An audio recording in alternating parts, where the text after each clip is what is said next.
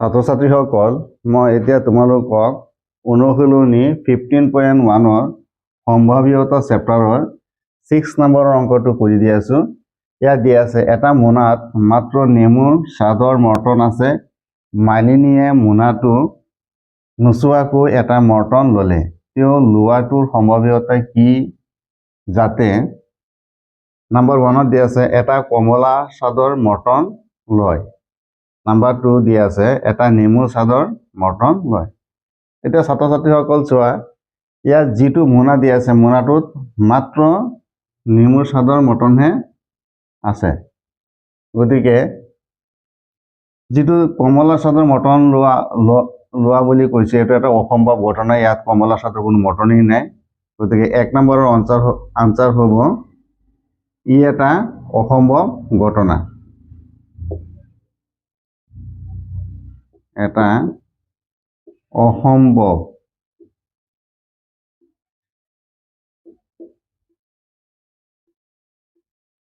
ঘটনা। গতিকে ইয়াৰ সম্ভাৱ্যতা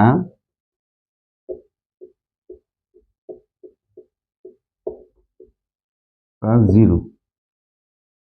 নাম্বাৰ 2 দিয়া আছে এটা নেমুৰ স্বাদৰ মৰ্টন লয়।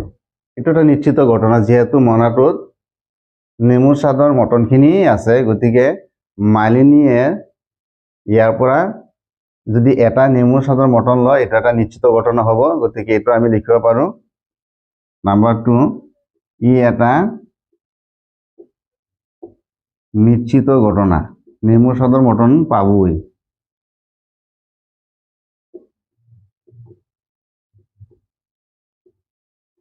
নিশ্চিত ঘটনা, ইয়াৰ সম্ভাৱ্যতা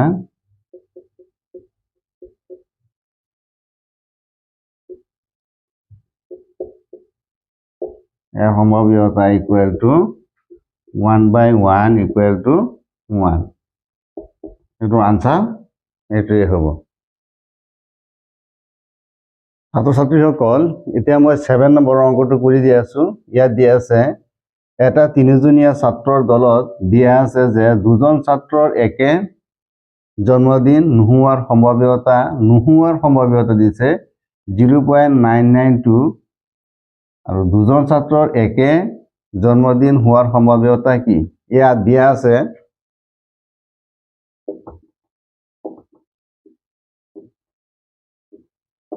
আছে মই যদি পি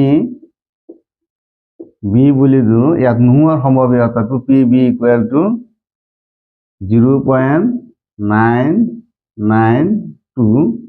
তেতিয়াহ'লে হোৱাৰ সম্ভাৱ্যতাটো হ'ব পি বি ইকুৱেল টু কিমান? এতিয়া আমি জানো যে